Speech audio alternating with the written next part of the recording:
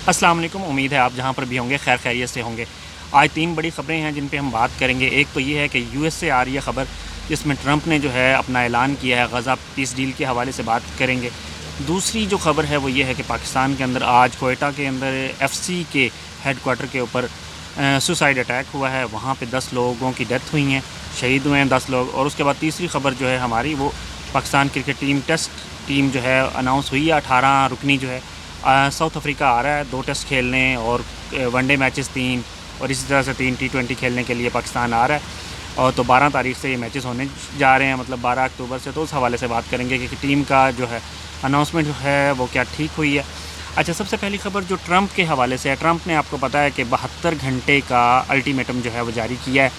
اور ٹرمپ کہتا ہے کہ جی حماس کو کہا ہے کہ 72 گھنٹے کے اندر اندر مجھے جواب بتاؤ، اور تمہیں اگر یہ منظور نہیں ہوئی ڈیل تو یہ 20 نکاتی ڈیل ہے۔ اور میں نے وہ 20 نکات پڑھے ہیں، ان میں جو ہے وہ زیادہ تر مطلب اسرائیل کی فیور میں جاتی ہے ساری بات، لیکن اس میں جو ان 20 پوائنٹس میں یہ الٹیمیٹم دیتے ہوئے جو ٹرمپ نے کہا ہے کہ ان 72 گھنٹوں کے اندر مطلب 3 سے 4 دن آپ کے پاس ہیں، اس میں سوچے سمجھے اور جواب دیں۔ اگر آپ نے ڈیل منظور کی پھر تو ٹھیک ہے، بسم اللہ، لیکن اگر آپ ڈیل منظور نہیں کرتے تو پھر آپ کو سخت نتائج کا سامنا کرنا پڑے گا۔ اس میں ٹرمپ اپنے آپ کو کہتا ہے کہ جی جو پیس کمیٹی ہے اس کا سب سے بڑا میں ہیڈ ہوں گا، اس کو لیڈ کروں گا۔ اس کے علاوہ وہاں پہ جو ہے سب سے پہلے تو یہ ہوگا کہ جو حماس ہے وہ جتنے بھی باقی 40-45 لوگ رہ گئے ہیں ان میں ان ڈیتھ ہو گئی ہے یا زندہ ہیں، مطلب ہلاک ہو گئے ہیں یا زندہ ہیں، جو انہوں نے اسرائیلی پکڑے تھے اور ہاسٹیجز تھے، ان کو چھوڑا جائے، ان کی باڈیز دی جائیں، اگر وہ زندہ ہے تو وہ حوالے کیے جائیں۔ پھر سیکنڈ اس میں یہ 20 پوائنٹس کے اندر یہ بھی ہے کہ جی جواب میں جو ہے تقریباً 2000 جو ہے وہ فلسطینی قیدی، زیادہ تر جو ہیں وہ غزہ سے پکڑے ہوئے، اور کچھ عمر قید، کچھ کو مطلب جو ہے وہ کیا کہتے ہیں پھانسی والے قیدی جن کو پھانسی کی سزا ہوئی، یا تو اسرائیلی جو ہے اتھارٹیز اپنی جیلوں سے ان کو چھوڑیں گے اس کے بدلے میں۔ اس کے بعد دوسرا یہ کہ اسرائیلی فورسز جو ہے وہ 2 سے 3 فیزز کے اندر جو ہے وہ غزہ کو خالی کرے گی، اور اس کے خالی کرنے کے باوجود مطلب آہستہ آہستہ خالی کرے گی، اس کے ساتھ اپنی جو ہے ایک وہ وہاں پہ ایک اپنا چیک اینڈ بیلنس جو ہے وہ رکھے گی، مطلب ایک پوائنٹ کہ تاکہ یہ انشور ہو سکے کہ مستقبل کے اندر وہاں پہ کوئی اس قسم کا کوئی مطلب کردار پیدا نہ ہو، کوئی اس قسم کا جو جس طرح سے حماس ہے وہاں پہ اس قسم کی کوئی شدت پسند تنظیم ان کے مطابق وہاں پہ قیام نہ کر سکے یا ٹھہر نہ سکے۔ اور اس کے علاوہ اس نے مسلمان ملکوں کو کہا ہے، عرب ملکوں کو خاص طور پہ جس طرح سعودیز ہیں، یو اے ای ہے، قطر ہے، کہ آپ لوگ فنڈنگ کریں گے اور یہاں پہ ہم دوبارہ سے غزہ کو تعمیر کریں گے۔ پھر یہ بھی کہا گیا ہے کہ جو فلسطینی قیدی چھوڑے جائیں گے یا فلسطینی عوام جو غزہ سے یا آگے پیچھے فلسطین کے دوسرے علاقوں سے کہیں باہر ملک جانا چاہتے ہیں تو وہ بے شک جا سکتے ہیں، اور اگر کوئی وہاں رہنا چاہتے ہیں تو بے شک رہیں، کسی کو زبردستی وہاں سے نہیں دھکیلا جائے گا، نکالا جائے گا۔ لیکن اس میں جب آپ ایک طرف اپنے ہاسٹیجز کی بات کر رہے ہیں، سوال یہ ہے کہ جب آپ ہاسٹیجز کی بات کر رہے ہیں، ہاسٹیجز کو کہہ رہے ہیں کہ ان کو ایک دم یا تو ان کی زندہ ہیں تو وہ بھی حوالے کیے جائیں، ان کی باڈیز ہیں تو وہ بھی دیے جائیں، لیکن بدلے میں جو ہے آپ غزہ کے اندر جو ہے 3 فیزز کے اندر آپ غزہ کو چھوڑ رہے ہیں، مطلب یہ بڑا ظلم ہے۔ تو مطلب وہاں ان کی اسرائیلی ملٹری جو ہے اس کی پریزنس رکھ رہے ہیں، اس کی موجودگی وہاں پہ ہوگی، اور پھر اس کے ساتھ ساتھ آپ یہ بھی کہتے ہیں کہ اچھا وہاں انٹرنیشنل فورس بھی ہوگی امن کے لیے اور وہاں وہ چیک اینڈ بیلنس رکھنے کے لیے۔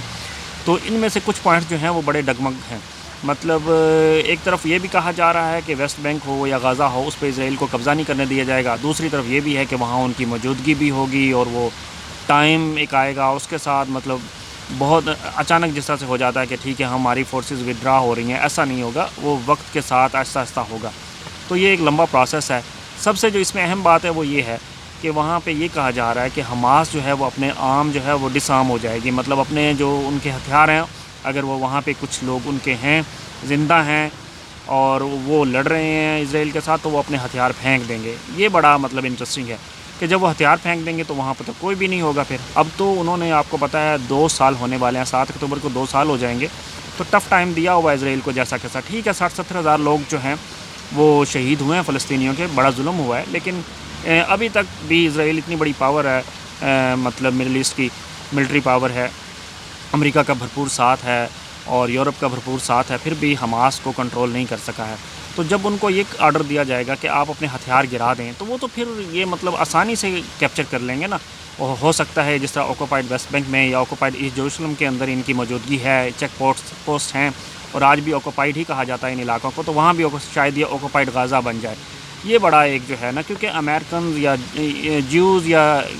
ان کی اسرائیلی، ان کی جو ہے آپ باتوں پہ اعتبار نہیں کر سکتے، ان کے جو پرومسز ہوتے ہیں وہ ایسے ہی ہوتے ہیں، مطلب ٹال مٹول والے۔ یہ کب اپنی بات سے مکر جائیں آپ ان کو کچھ نہیں کہہ سکتے، یہ پاور میں ہیں، ان کے پاس پیسہ ہے، ان کے پاس ریسورسز ہیں، تو یہ دوسرے عام تھرڈ ورلڈ کو تو یہ بالکل ہی جو ہے نا ایسے ہی لیتے ہیں، ایزی لیتے ہیں۔ دوسری طرف جو ہے، اب دیکھتے ہیں کہ حماس اس پہ کیا رسپانس دے گا۔ میرا خیال ہے حماس اس پہ فلی ایگری نہیں ہوگا، وہ بٹ جو ہے وہ کہے گا کہ اگر ٹھیک ہے ہم ایگری ہوتے ہیں، لیکن اس کے ساتھ ساتھ آپ کو یہ کرنا پڑے گا، اور ان کی مین ڈیمانڈ یہی ہوگی کہ اسرائیلی فورسز جو ہیں ان کو ایک دم نکلنے میں وہاں سے کیا مطلب مسئلہ ہے، وہ ایک دم نکلیں، ٹھیک ہے ہم ڈسارم ہوتے ہیں، ہم اپنے ہتھیار پھینکتے ہیں، لیکن اسرائیلی فورسز بھی پھر وہاں نہیں رہیں گی۔ تو دیکھتے ہیں آنے والے 2-4 دنوں کے اندر کیا ہوتا ہے۔ اس کے ساتھ پاکستان کے اندر آج ایک بڑا مطلب جو ہے تکلیف دہ واقعہ پیش آیا۔ کوئٹہ میں ایف سی کا ہیڈ کوارٹر ہے فرنٹیئر کور کا، تو وہاں پہ جو ہے دھماکہ ہوا ہے، 10 لوگوں کی ڈیتھ ہوئی ہیں اور 32 لوگ جو ہیں وہ زخمی ہوئے ہیں۔ یہ بڑا ظلم ہے، مطلب جو ہے پاکستان میں ٹیررزم جو ہے وہ رکنے کا نام ہی نہیں لے رہی۔ افغانستان جہاں سے یہ ٹیررسٹ آتے ہیں، چاہے وہ بی ایل اے والے ہوں، بلوچ لبریشن آرمی والے یا Baloch liberation front B L F والے ہوں،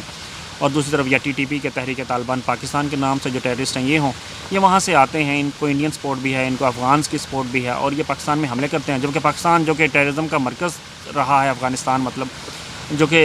جو افغانستان مطلب جو کہ ٹیررزم کا مرکز رہا ہے، وہاں پہ کوئی بھائی دھماکے ہی نہیں ہوتے ہیں۔ ٹھیک ہے، میں نہیں چاہتا اور کوئی بھی نہیں چاہے گا کہ کہیں بھی دنیا میں دھماکے ہوں، لیکن یہ بھی بڑا ظلم ہے کہ پاکستان جو ہے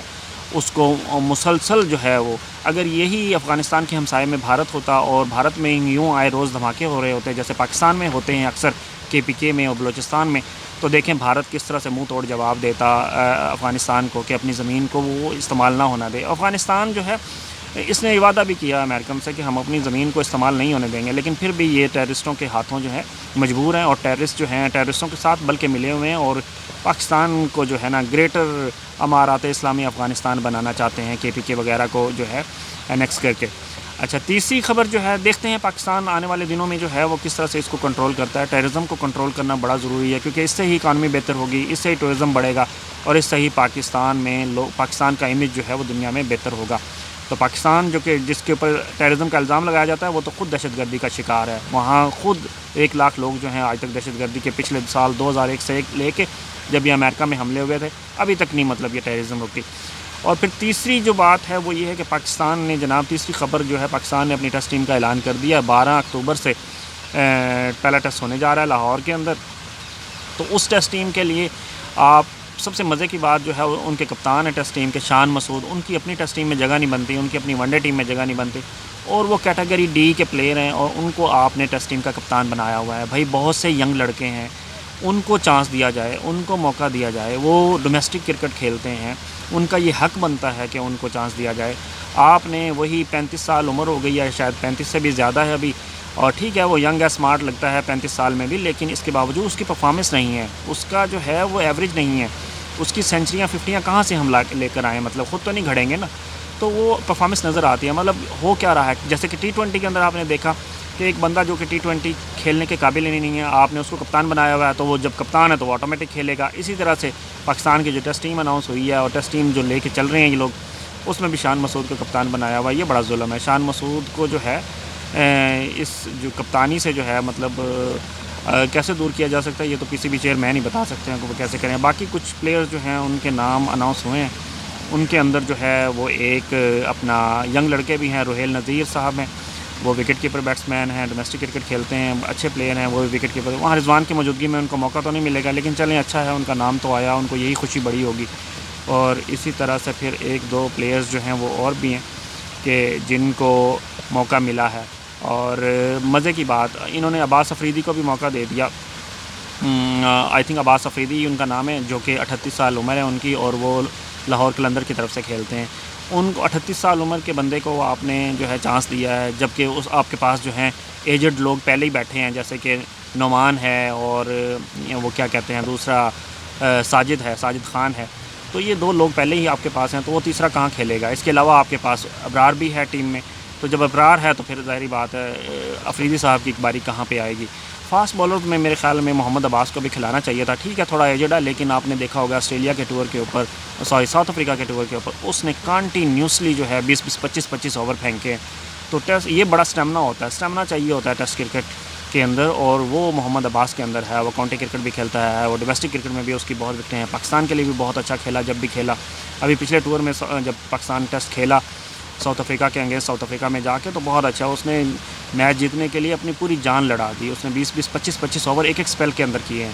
تو ایسا ہونا چاہیے, اس پلیئر کو بھی موقع ملنا چاہیے, جب وہ کھیلنا چاہتا ہے تو وائی ناٹ. تو دیکھتے ہیں کہ اب پاکستان کی T20 ٹیم نے تو جو رنگ مطلب دکھائے ہیں سو دکھائے ہیں, انڈیا سے 3 دفعہ ہار کے. دوسری ہماری ٹیسٹ ٹیم کیا کرتی ہے یہ آنے والے دنوں میں پتہ چل جائے گا. اگر آپ کو یہ ویڈیو پسند آئی ہو پلیز ضرور اپنے دوستوں کے ساتھ شیئر کریں, لائک کریں, اور میرے چینل کو ضرور سبسکرائب کریں. Thank you.